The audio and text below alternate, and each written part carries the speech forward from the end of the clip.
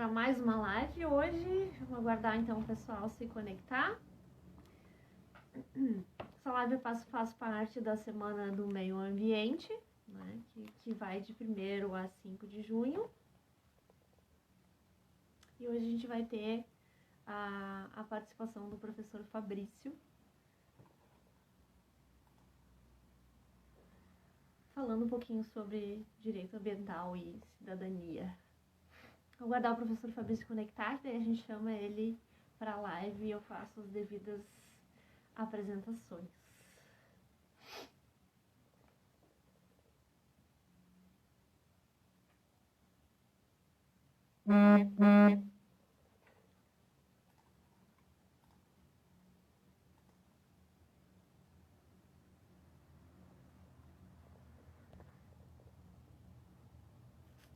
Vou adicionar o professor Fabrício até ele conseguir conectar para a gente poder conversar, então.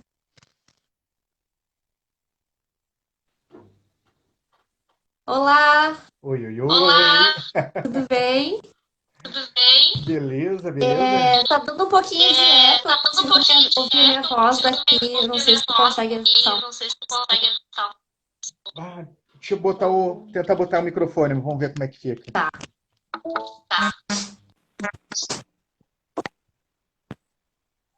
Deixa eu ajustar meu volume também, aproveitar. Acho que agora ficou melhor. Deu uma diminuidinha. Bom, seja bem-vindo, Fabrício. Começo agradecendo por ter aceitado o convite, a gente fica muito feliz, uma fala muito importante. Eu vou te apresentar oficialmente para as pessoas que estão assistindo, né? Então, Fabrício é professor, né, advogado, especialista em direito ambiental e urbanístico, né, professor, mestre em geografia com ênfase em análise ambiental e também em pós-graduação em educação ambiental com experiência docente de aproximadamente 10 anos em curso técnico em meio ambiente, né, pós-graduação, preparatório para OAB e também preparatório para concurso, né? Então, uma pessoa super gabaritada para falar para a gente sobre, né, direito ambiental e cidadania. Eu vou fazer 2 perguntas, eu sempre faço 2 perguntinhas no início para dar um start na conversa e depois eu deixo a palavra contigo para tu dares o rumo que tu acha mais interessante. A minha primeira pergunta é a seguinte: eu tenho a impressão de que muitas pessoas desconhecem que existe uma área do direito que é voltada para o meio ambiente, né, para questões ambientais, né, ou pelo menos o alcance dessa parte do direito. Então, eu queria que tu falasse um pouquinho sobre isso, para as pessoas se situarem, saberem que existe. E o segundo tópico é a questão dos direitos que as pessoas têm, direitos ambientais, né? Que muitas pessoas não têm essa noção de alguns direitos que elas têm que tem tudo a ver com o meio ambiente. Se tu puder falar um pouquinho sobre isso.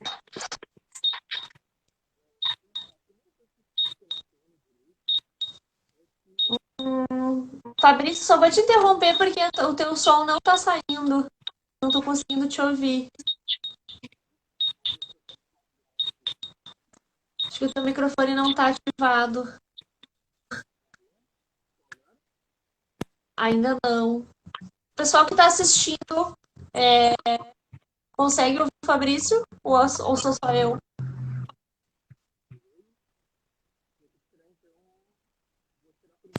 Não tá saindo teu áudio. Tá, tirei o microfone, vamos ver como é que ficou. Agora sim. Agora sim. Tá, beleza então. Bom, a primeira coisa que a gente tem que ter noção é que a gente é muito impregnado com o filme estadunidense de advogado, de tudo mais.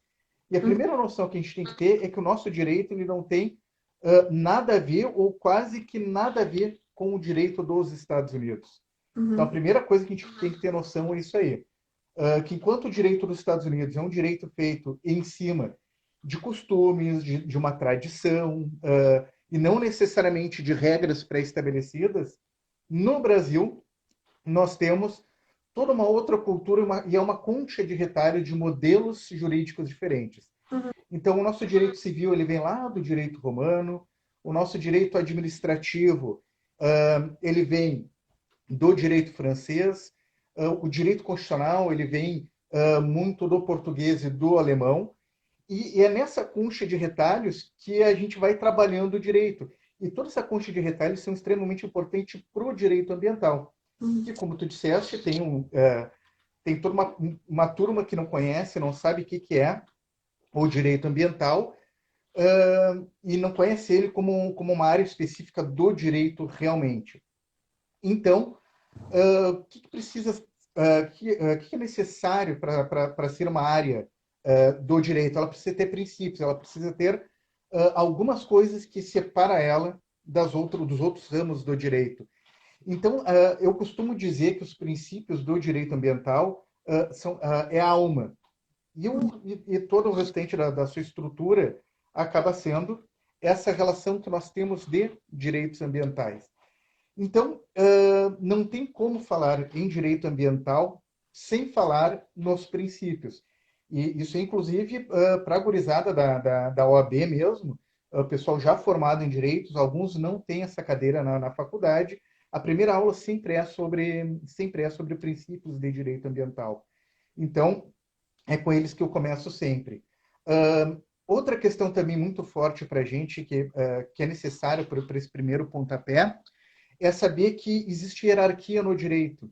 Como assim essa hierarquia no direito? O direito brasileiro ele é feito com um topo que é a Constituição Federal, e aí nós temos chamada pirâmide de Kelsen, isso aí, um topo que é a Constituição Federal, e todas as outras leis, elas têm que ir de acordo com a Constituição Federal. Elas nunca podem ir contra. E certamente, para quem está nos escutando, deve pensar, tá, mas o que está ali na Constituição Federal não é cumprido. E aí é que vem um grande detalhe de qual é a característica jurídica da nossa Constituição, que ela é chamada uma Constituição de garantias, ela é uma Constituição programática, ou seja, não precisa estarem garantidos todos aqueles direitos de forma imediata para ela ter validade. O que não pode acontecer é ter algum direito, alguma lei que vá de encontro à Constituição Federal. Então, por isso aí que ela tem essa hierarquia nela. E o direito ambiental ele está nisso aí. Aliás, a Constituição de 88 foi a primeira vez que o direito ambiental entrou numa Constituição Federal.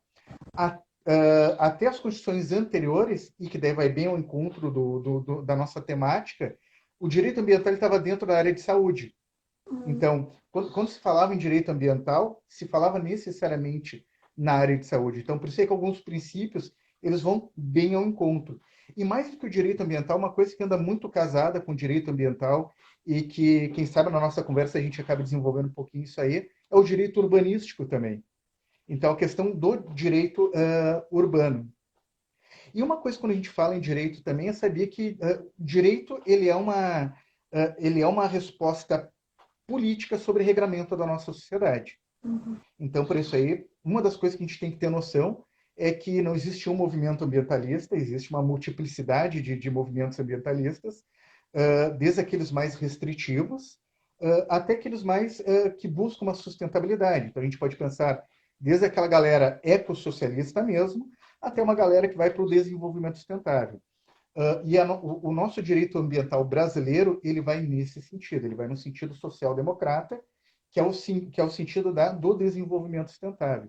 Então, essas são as primeiras coisas para a gente ter noção dentro dessa grande estrutura que é o direito ambiental.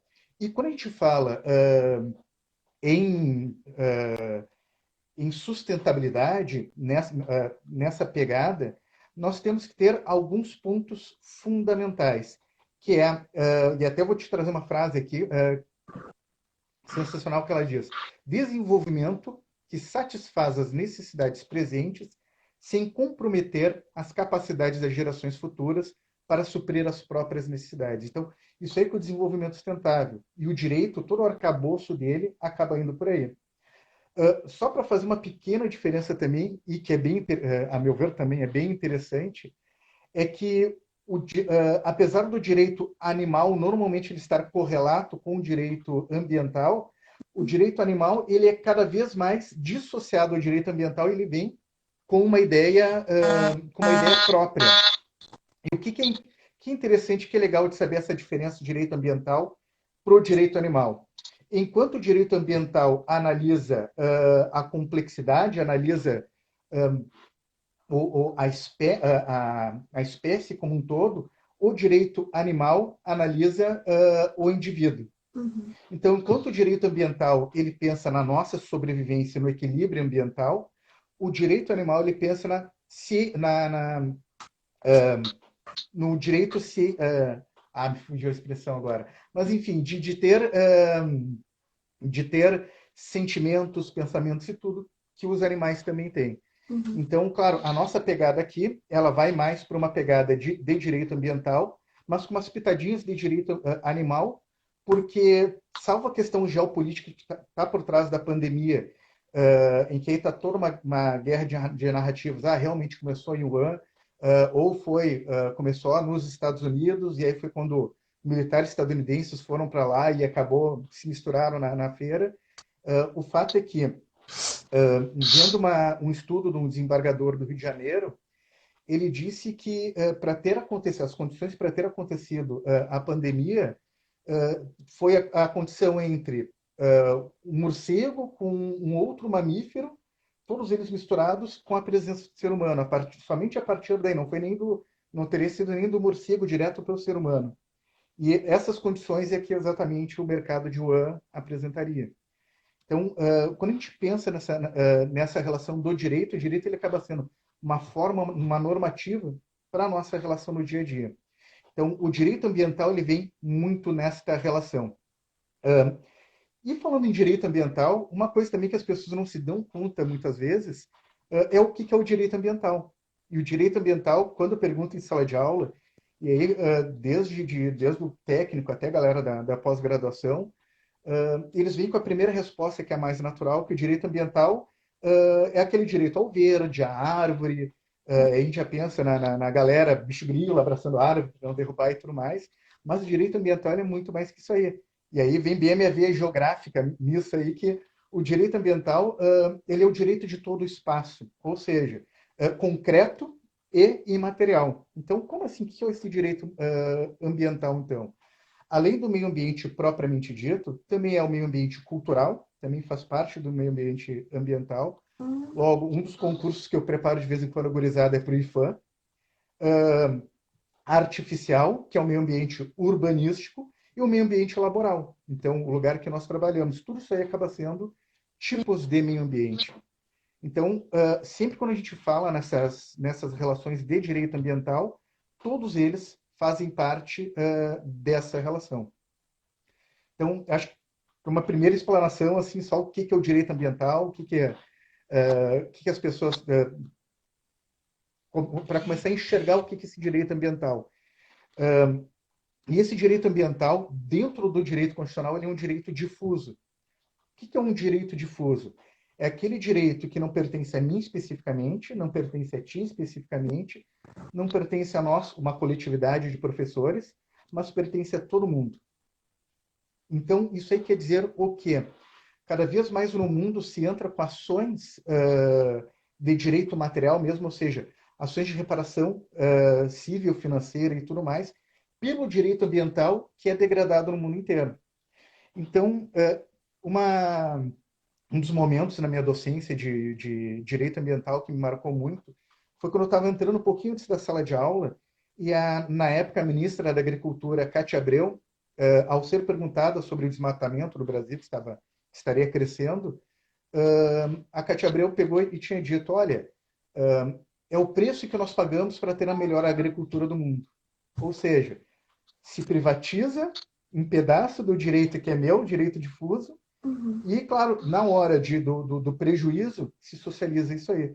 Porque, no final das contas, quando a gente vai pensar na melhor agricultura que é a brasileira, e é o nosso modelo extrativista e também de exportação de commodities como a soja, nós sabemos que toda a região do centro-oeste, com a troca da vegetação natural por uma vegetação de fora, não tem a infiltração de água no lençol freático.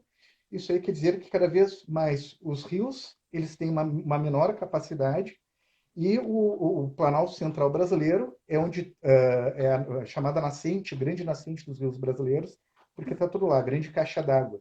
Ou seja, quando a gente pensa que o agronegócio brasileiro ele está utilizando todos os recursos naturais para conseguir a sua lucratividade, pô, legal, vem imposto e tudo mais, mas ele está levando muito direito nosso. Isso aí também faz parte, entender que isso aí é direito ambiental também. Entendi. Ele falou em direito urbanístico. Essa é Uhum. uma pergunta que eu vou falar. Pode esclarecer para a gente o que é direito urbanístico? Claro, claro. Direito urbanístico é o chamado, é o direito artificial também, aquele direito sobre o espaço que a gente cria. Para a gente pensar em direito urbanístico, a primeira coisa que a gente tem que pensar é para que servem as cidades. Daí a gente formar uma regressão histórica mesmo, pensar por que o homem deixou de ser nômade para ser sedentário. Ele começou a ser sedentário para poder ter uma melhor qualidade de vida, para poder ter um melhor acesso aos alimentos, sem ser alimento tão fácil para os outros. Então, neste momento que ele começa a ser sedentário, ele começa a se organizar em vilas, a partir de recursos naturais e tudo mais, e é em cima disso aí que começa a vir as primeiras cidades, as primeiras vilas, os primeiros ambientes urbanos. Então, qual é a grande função do direito urbanístico? Qual é a grande função da cidade como um todo? A função da cidade é nos gerar bem-estar.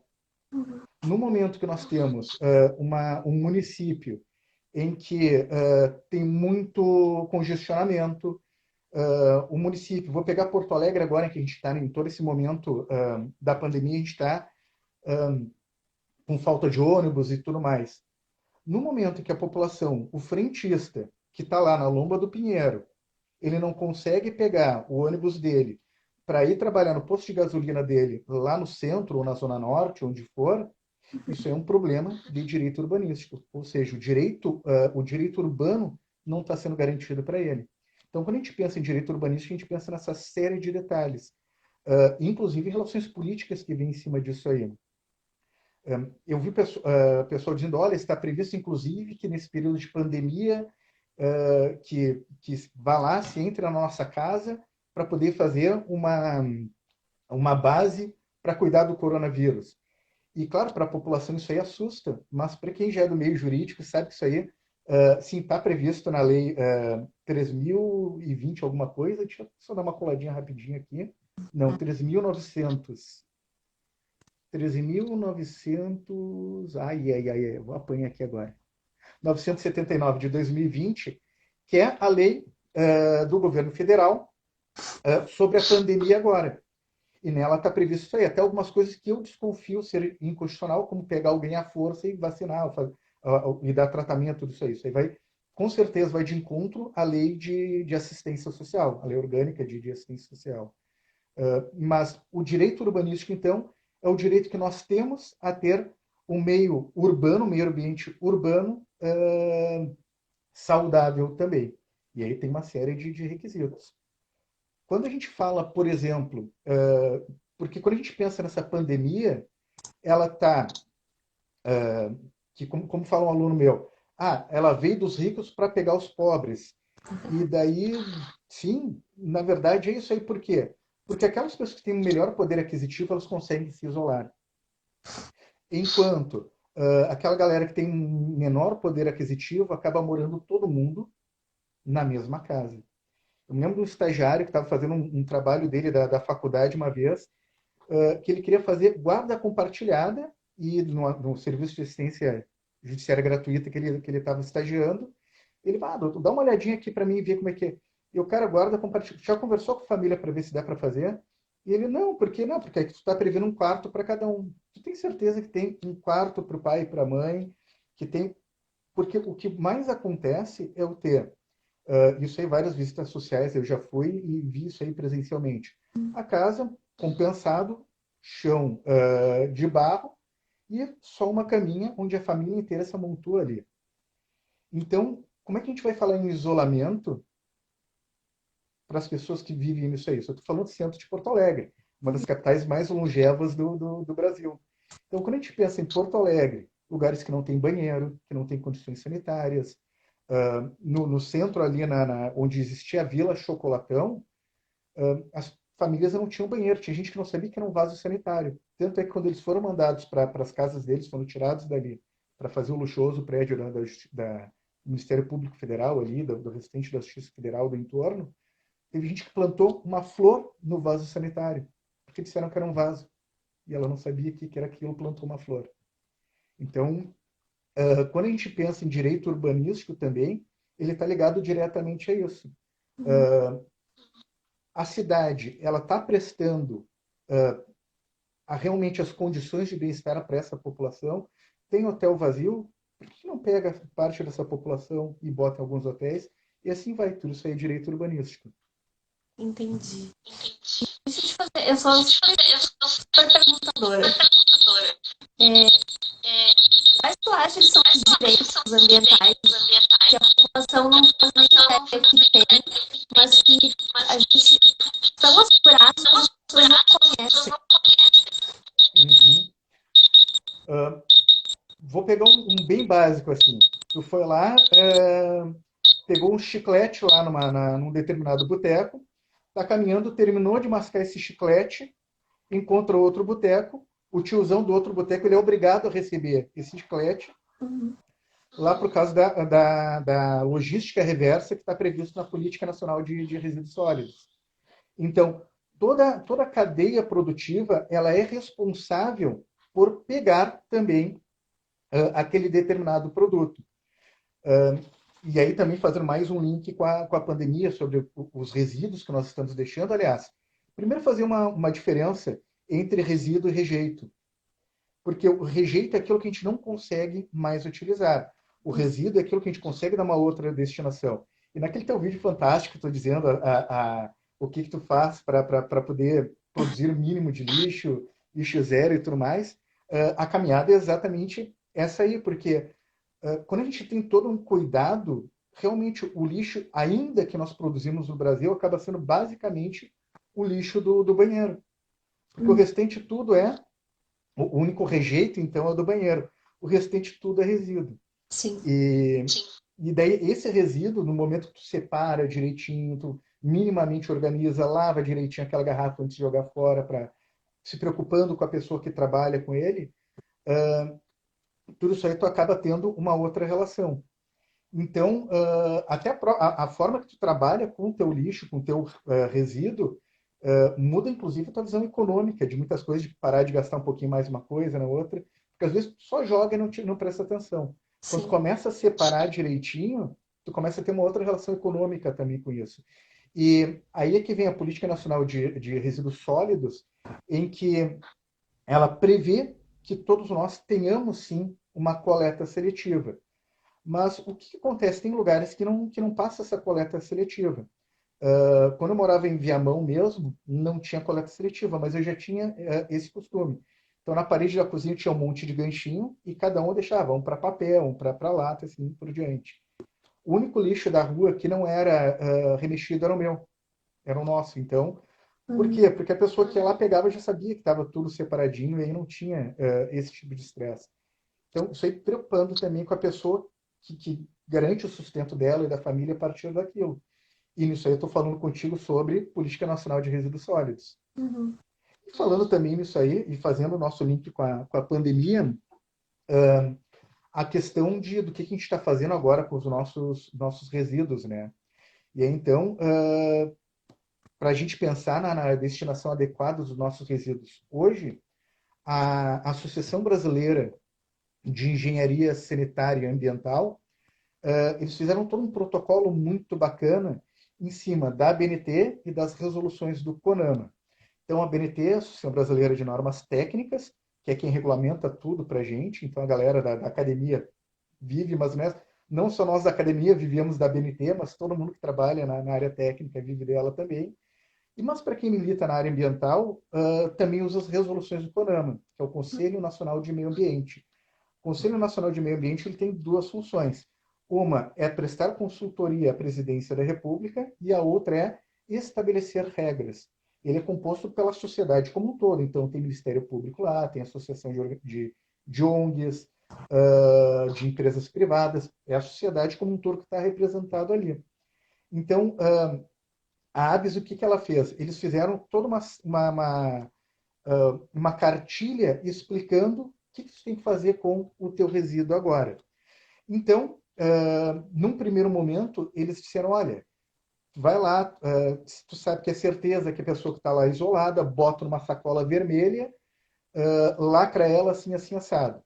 E daí isso aí seria o ideal, mas dentro do ambiente industrial. Dela, depois diz, olha, não sendo possível, o que tu vai fazer? Tu vai pegar um saco em que tu vai encher no máximo 2/3, ou seja, o suficiente para tu pegar e amarrar Uhum. aquele saco ali. Depois que tu amarrou, tu vai dar uma higienizada nele, botar outro saco e fechar. E vai entregar. Se tu mora em condomínio, avisar o síndico que tem alguém isolado na casa. Então, todo material ou que passa por alguém que está contaminado, ou nós, assintomáticos, não sabemos ainda se estamos contaminados ou não, é importante a gente fazer esse tipo de separação. Então, a sacola agora, sacolas de supermercado estão vindo cada vez mais finas, para aquela galera que usa a sacola de supermercado como lixo de casa. É um momento que seria legal usar mais de uma sacola para deixar mais grossinho.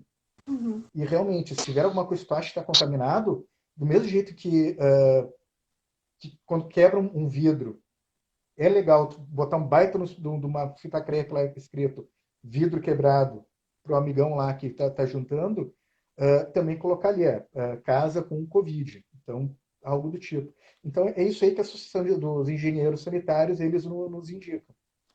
Uhum. Entendi. É, como é que tu acha de ver o direito ambiental? Vocês conhecem os seus direitos em relação ao ambiente? Não, não, não. De forma geral, não conhecem.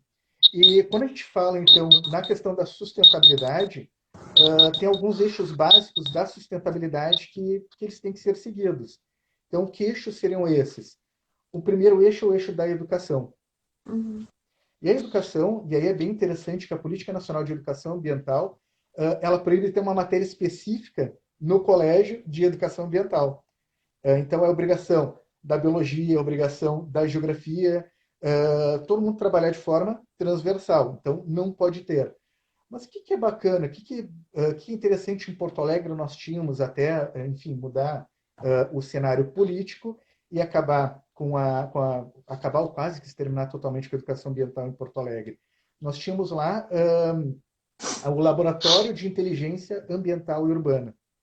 Nesses laboratórios, nós trabalhávamos no turno inverso com os alunos, para eles serem formadores, e daí eu dava desde a noção de direito, daí isso aí não sou eu, mas fazia parte da própria rede de Porto Alegre. Então, a gente dava noção para eles de direito ambiental, direito urbano, de como cuidar de tudo, para eles serem reprodutores na sociedade. Então, a educação é a primeira coisa. O, a minha dissertação foi sobre gestão ambiental dentro da geografia em ambiente costeiro. Então, uma das coisas também que eu analisava a partir do decálogo é como a educação ambiental chegava na prefeitura como um todo, desde do gabinete do prefeito até a escola. E, claro, eu já como servidor público há um bom tempo, eu infelizmente constatei aquilo que eu já sei, que cada secretaria dentro de uma prefeitura é uma prefeitura à parte. Uhum. Então, tem pouca comunicação. Sendo que deveria ser uma coisa, desde o prefeito até realmente a escola, todo mundo ter noção disso aí. Então, a educação ambiental é o primeiro grande foco para que todo mundo tenha essa noção, e o pessoal não tem. Segundo grande foco, a questão do incentivo ao cuidar do meio ambiente. Uhum. E aí tem toda uma questão, quando eu era do Conselho de Meio Ambiente de Cachoeirinha, no ladinho de Gravataí, tinha tinha sido feita uma proposta de lei que para quem tivesse daí eu acabei saindo que infelizmente fechou o curso de técnico em meio ambiente ali em Cachoeirinha, Uhum. mas enquanto eu estava lá veio essa proposta e estava tramitando que todo mundo que tivesse composteira ou alguma coisa análoga em casa teria um pequeno abate no IPTU. Por quê? Porque não teria porque o caminhão do lixo passa lá tão seguido, já que Sim. as pessoas estão cuidando. Então, isso é um tipo de incentivo tributário para cuidar do meio ambiente também. Uhum. E o outro é a questão do selo verde também, que vai dentro de uma. que vai dentro também dessa questão ambiental. Entretanto, o selo verde, como a gente sabe, acaba sendo cooptado e acaba sendo utilizado muitas vezes de quem só faz uma carcaça verde, o greenwash, mas que na verdade, de fato, não é. Não é. Então, não, falta muito para a gente ter noção do próprio direito ambiental. Sim. Eu vou tentar para lembrar para a gente e vocês podem fazer perguntas para o Fabrício também. Se vocês têm alguma dúvida sobre direito ambiental, vocês podem perguntar. Mandem as perguntas. Uma dúvida que eu tenho é muito da minha formação. Uhum. Na graduação, por exemplo, a gente não tem biólogos, eu imagino que outras profissões também. A gente não tem noção do direito ambiental. Como é que tu enxerga isso? Como é que está essa questão de discussão do direito ambiental nas profissões que vão trabalhar direto com a questão do meio ambiente, os alunos formados? Pois então, já tive a alegria de alguns cursos de biologia em semana acadêmica, e tudo falar com o pessoal. E uma das coisas que eu chamo a atenção deles, que muitos não se dão conta, é que eles podem ser o secretário de meio ambiente de algum município. Que é muito comum um biólogo, por exemplo, ser o secretário ambiental, um geólogo, um geógrafo, enfim. E muitas vezes eles estão assinando documentos de algo que eles não têm uma formação tão rígida assim para poder ter essa noção. Então, e te digo mais, assim, como a minha pesquisa sempre foi em todo o litoral norte, os municípios menores nem um departamento jurídico ambiental acaba tendo. Então as pessoas ficam realmente muito despreparadas, assim, salvo em cursos paralelos, os colegas das áreas ambientais acabam ficando realmente sem esse suporte ambiental, que seria essencial. Na verdade, eu venho num pensamento bem Foucaultiano, todo mundo teria que ter noção de direito. E foi outro projeto que eu tive no município de Porto Alegre, e, infelizmente, também, assim como a educação ambiental, o meu projeto de Direitos Humanos, que eu trabalhava noções de direito com os alunos, também acabou. E isso aí faz parte. Tu entender do teu direito como um todo é a primeira base para, entre outras coisas, saber depois o teu próprio direito ambiental. Uhum. Então, eu vejo que todo mundo deveria ter noção de direito, principalmente no Brasil, em que o direito, as relações sociais, elas fazem por forças a partir de lei. Então, é fraca, infelizmente o pessoal não tem. Penso que deveria ter. Acho interessante quem acaba cuidando um pouco mais disso aí são os colegas da engenharia ambiental, são os que eu vejo melhor preparado para trabalhar dentro dessa questão normativa, jurídica e tudo mais. Na geografia, eu tive uma cadeira que ia nesse sentido e mesmo assim. Uhum. Então, eu vejo que falta muito na formação ter noção de direito e para nós da área ambiental, além da noção de direito ambiental. Alguém que meu áudio tá ruim. Tá falhando bastante. Então, tem algumas que eu estou mais ou menos imaginando que você está perguntando. Eu realmente não sei como resolver isso. Tá dando, tá dando eco. E tá ficando um pouquinho. Tá. Vou ver se eu faço, eu falo um pouco devagar. Também. Para quem quer começar a ler sobre direito, o que tu recomenda para a pessoa? Ela deve procurar para começar a se informar mais. Uhum. Alguns livros básicos de direito, a primeira coisa para poder entender do direito ambiental, aí eu volto à questão de entender dos princípios. O direito ele tem muita coisa assim que tu não precisa de lei necessariamente para acontecer determinado fato. Claro, uma lei básica tu tem que ter, mas tu dominando os princípios, tu consegue jogar muito com as questões do direito. O direito ambiental ele é muito isso aí.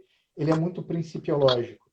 Então, pegando qualquer livro básico de direito ambiental, ou até eu vou fazer como a gurizada do técnico, em que eu dizia, olha, não precisa comprar códigos, não tem porquê. Vai na internet, joga ali no Google, princípios de direito ambiental. Ali ele vai te trazer uma série de princípios. Essa série de princípios de direito ambiental vão te ajudar a ter uma melhor noção para saber do que está se falando ali. Então, vou te dar um exemplo assim, de dois princípios que são, o nome incomoda muito e que eles são utilizados agora para a pandemia. O direito da saúde, ele por muito tempo ele usou o princípio ambiental da prevenção. O que é o princípio da prevenção? É quando estou sabendo, estou tendo uma certeza científica que vai dar errado determinado ato que vai fazer mal para alguém, que vai poluir um rio, vai degradar e tudo mais. Pelo princípio da prevenção, tu não pode fazer aquilo ali. E aí a gente tem lei para tudo que é lá dentro do direito ambiental, amparando esse princípio da prevenção. Agora, nesse período de pandemia, nós não temos certeza de nada. Como a gente não tem certeza de nada, o princípio do direito ambiental que vem se aplicando na área da saúde é o princípio da precaução. O que é o princípio da precaução? É quando eu consigo inferir alguma coisa que me dá uma cautela. Ou seja, eu ainda não tenho certeza científica, ainda não consegui comprovar, entretanto, por toda uma sequência lógica, pode dar problema aquilo ali, então eu vou evitar.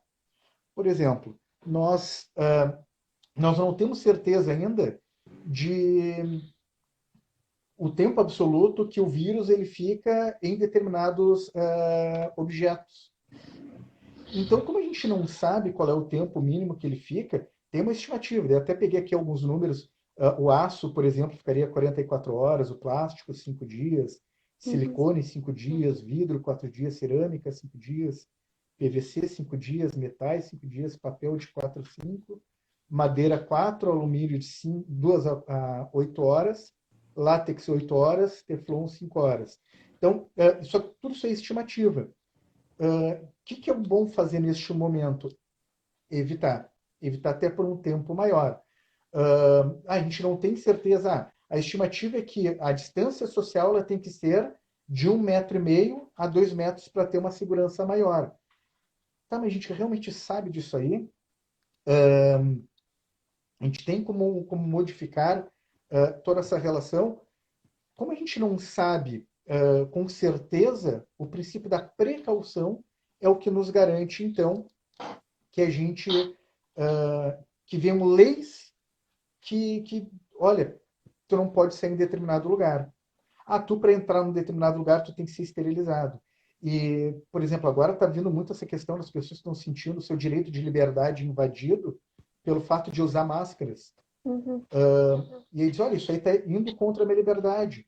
Entretanto, quando a gente pensa no direito brasileiro, na Constituição Federal Brasileira, a gente tem a questão de sempre pensar no próximo. Não é? Tem os direitos individuais, claro, mas tem a preocupação com o próximo. E quando a gente pensa no princípio da precaução, a pessoa, tu não sabe se ela simplesmente está assintomática ou se ela está sadia. Por tu não saber, tu és obrigado a usar a máscara. Então, para tu entrar no direito ambiental, a primeira grande coisa é dominar os princípios. Certo. E a partir daí tu consegue ler legal todo o restante. Vamos ver se agora fica um pouco melhor. Melhorou o áudio? Melhorou bastante. Tá. Eu coloquei o fone, então fica melhor. Uma pergunta que me veio agora, como falou da pandemia e tudo mais.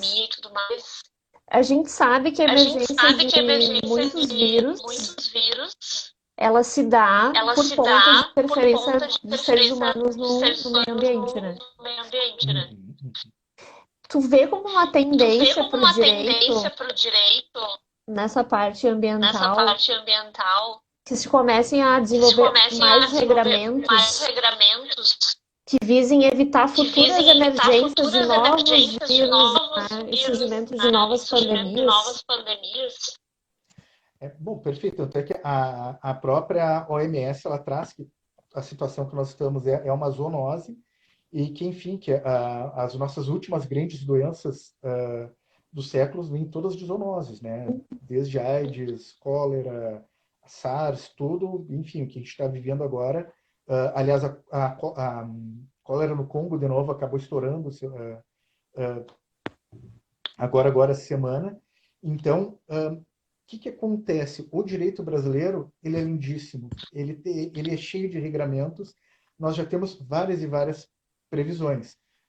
Não foi à toa que a gente viu no vídeo ministerial que era para aproveitar para passar a boiada agora. O que acontece nessa relação? Quando veio a própria Política Nacional de Resíduos Sólidos, eu estava em sala de aula e falei para o pessoal, essa lei está vindo agora, só que eu vou falar para vocês, pela minha militância ambiental, ela vai demorar a pegar, se é que ela vai pegar. Uma das coisas que estava previsto nela era que não tivesse mais lixão em lugar nenhum. Bueno, um dos maiores lixões que nós temos na América Latina fica lá em Brasília. Eu não estou falando do Congresso, estou falando aberto mesmo ali. Então, é um lixão aberto e dizer que Brasília não tem dinheiro, não. Brasil, o Distrito Federal, ele tem muito dinheiro que ele recebe direto da União. Então, se tivesse vontade política, teria acabado com aquilo ali. Então, o que acontece com as leis ambientais no Brasil? Elas são sempre empurradas com a barriga para frente. E sempre tentando uma coisinha ali para...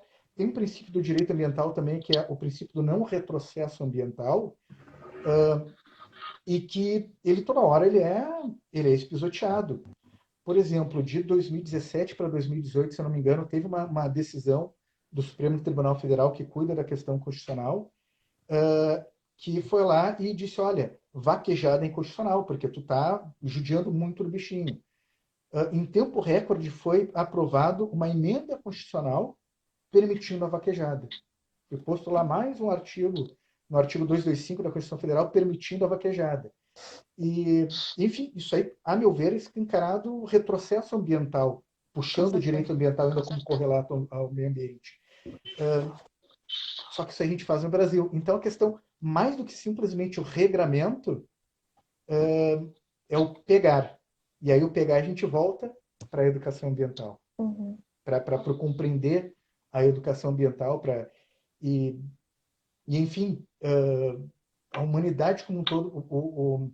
Esses dias estava vendo uma palestra do pessoal da Federal do Rio de Janeiro, dizendo que o mundo inteiro ele já vem se encaminhando para um chamado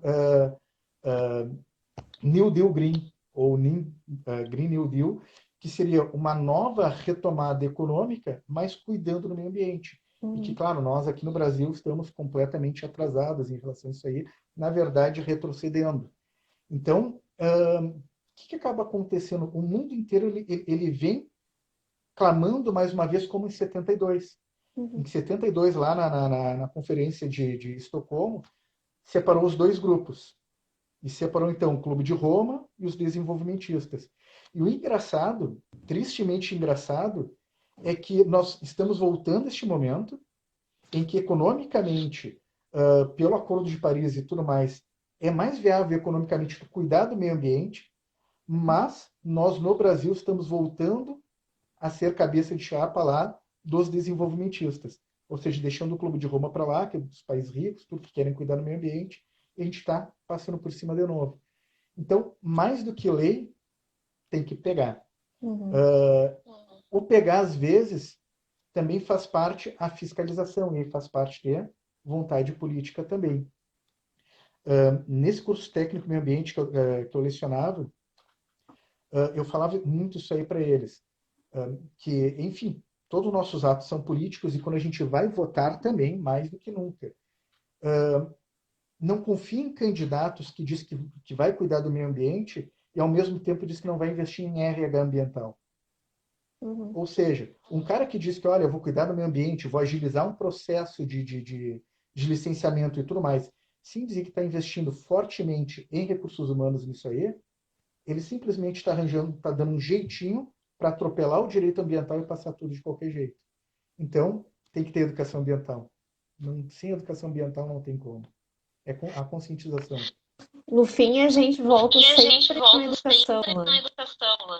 Para Uhum. tudo, né? Bom, não foi à toa que eu, advogado, de cabelo curtinho, barbinha mais rasteirinha e tudo, acabei depois indo para a faculdade de geografia, porque para mim é a minha revolução mesmo. Para mim não existe evoluir sem passar pela educação. Com certeza. Com certeza. A gente está se encaminhando A para o gente final está se encaminhando para o final tempo, do tempo, mas eu queria te fazer uma última mas eu queria te fazer pergunta. uma última pergunta. Uhum. Que tu falasse um pouquinho sobre os Falasse direitos um dos pouquinho sobre os animais, direitos dos animais, que tu comentaste no que tu início comentaste da no live. início da Sim, live. sim. A questão dos direitos animais, que são seres cientes, sempre me dá um tranca-língua nessa expressão, que quer dizer que eles são dotados de carinho, de uma certa consciência, pode até não ter a mesma complexidade que a nossa, ou quem sabe tem uma complexidade diferente que nós não entendemos a complexidade deles também. E quando a gente fala, então, no direito animal em detrimento do direito ambiental, nós estamos falando no indivíduo animal. Uhum. Quando a gente pensa nessa pandemia, quando eu vi o relato desse desembargador dizendo, olha, como é que deve ter acontecido, essa feira de Wuhan estava lá, uma caixa que poderia ter em cima o mamífero, embaixo o morcego, um excretando sobre o outro e a partir daí tendo toda a mistura e o homem no meio. Eu não tenho como não pensar nos caminhões que levam galinha de um lado para o outro. Quem já não andou numa estrada e viu aquelas galinhas tudo amontoadas, quando a gente pensa, e isso é cada vez mais, felizmente está vindo mais à tona, se alimentar cada vez mais de animal crioulo, de animal caipira, do que animal industrializado. Quando a gente pensa em direito animal, nós pensamos exatamente nisso aí. Trazendo ao animal um direito não humano, mas um direito individual. Uhum. Tem toda uma crítica a isso aí. O pessoal diz, olha, como é que tu vai dizer que um animal vai ter o mesmo direito de uma pessoa? Mas para rebater juridicamente, coisa mais tranquila também. Nós não somos divididos entre CPFs e CNPJs? Ou seja, nós temos pessoa jurídica e pessoa física. Ou seja, no momento que eu vou lá e cuido de um direito empresarial, que eu cuido de uma empresa, cuido do ser humano, não tem porque eu não cuidar do animal. Então, e daí tu começa no mínimo, um dos grandes valores, e lá no início da faculdade de Direito foi uma coisa que para mim foi uma grande surpresa. Uma vez perguntaram, professora, o que é o que tu acha dentro do direito brasileiro que deve ser o maior valor de todos? Deve ser o direito à vida. Não é o direito à vida. Isso é uma coisa que, mas o que é mais importante que a vida? A dignidade. E foi uma coisa que me espantou mesmo. Porque, para quem não sabe, o direito brasileiro ele tem previsão de pena de morte. Quando é que é a pena de morte no Brasil? Dentro do Código Penal Militar, em tempo de guerra, morte por fuzilamento. Isso aí a Constituição Federal permite. Uhum. Então, quer dizer que nem o direito à vida no Brasil é absoluto. Nem o direito à vida. Qual é o grande direito absoluto no Brasil? É o direito à dignidade. E a partir desse direito à dignidade é que vai para tudo. Então, se o ser humano deve ter dignidade, por que de forma correlata os animais, dentro da sua individualidade, também não pode ter? Ok, pertencemos a uma cultura carnívora. Pertencemos a uma cultura carnívora. A gente precisa maltratar aquele animal que a gente vai se alimentar. Acabou de ser uma decisão do STF sobre os sacrifícios de animais em cultura de matriz africana. E ele veio num sentido positivo que poderia acontecer. Qual é o grande detalhe aí? O grande detalhe foi o desconhecimento das várias matrizes africanas e a acusação de uma determinada matriz que ela estava judiando do animal. Sendo que, na verdade, algumas matrizes africanas, eles fazem o sacrifício e se alimentam depois da oferenda e tudo mais. Então, onde é que tem mais sacrifício? Neste grupo religioso, que vai lá, faz o sacrifício, se alimenta do bichinho, ou daquele lá que bota um monte de galinha socada dentro de um caminhão, não deixa o gado caminhar, aqueles gados entabulados, caminhar de um lado para o outro, para não enrijecer a musculatura e tudo mais. O que faz mais sacrifício? O sistema mercantil ou a religião de matriz afro? Então, foi nesse sentido que o STF, esse ano agora, 2020, acabou de julgar, dizendo que não é inconstitucional esse tipo de sacrifício com os animais. E a pegada vai bem nesse sentido. Então, a questão do direito como um todo, mais do que o direito à vida, é o direito à dignidade. Então, o direito ao não sofrimento, o direito a ter realmente a dignidade que a gente possa ter. E aí de uma forma muito franciscana minha, eu não tenho como não pensar em tudo como meus irmãos. Então, desde o irmão Sol, a irmã Lua, a todos os irmãos animais. Então, não tem como não ver dignidade em tudo, realmente. Com certeza. Com certeza. Fabrício, a gente já está Fabrício, a gente já está quase terminando o nosso tempo. terminando o nosso tempo. Queria te agradecer. Queria te agradecer. Não sei se alguém aí Eu que que está agradeço a assistindo ligação. tem alguma pergunta. uma pergunta. Bom, se quiserem perguntar, ainda tem uns perguntar, minutos. ainda tem uns minutos. Mas eu te agradeço pela tua fala. Foi muito esclarecedora. Tivemos bastante aprendizado. Tivemos bastante aprendizado.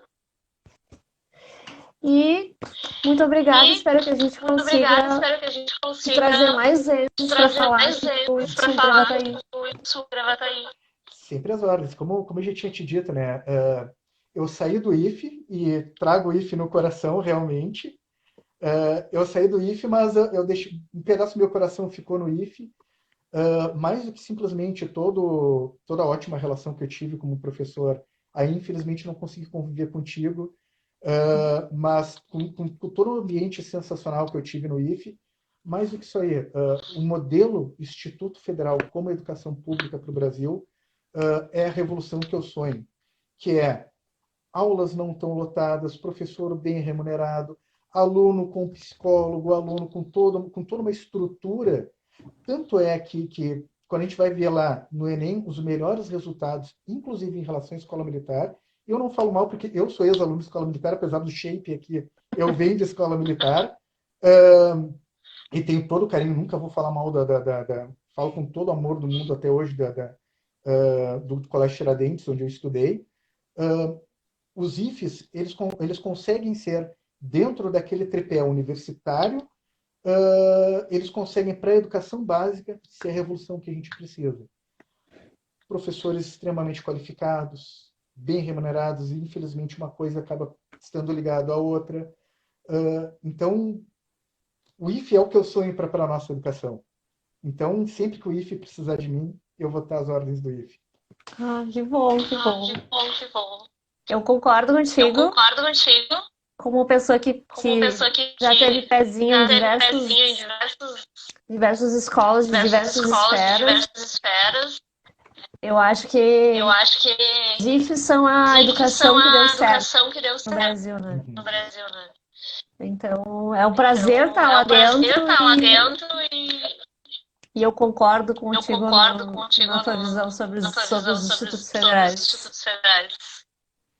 Nós pegamos alunos de tudo que é tipo de renda, de cultura, de tudo. E, enfim, a forma que a gente consegue transformar eles nesses 4 anos que eles passam conosco É é a fantástico. revolução. É a revolução para fazer um Brasil melhor. Certo, então, vamos encerrar. O tempo está acabando. Muito obrigada, Fabrício. Eu que agradeço de E a gente coração se vê mesmo. por aí. Beleza. Até a Obrigada, próxima. pessoal que assistiu. E até a próxima. Tchau, tchau. Tchau, tchau.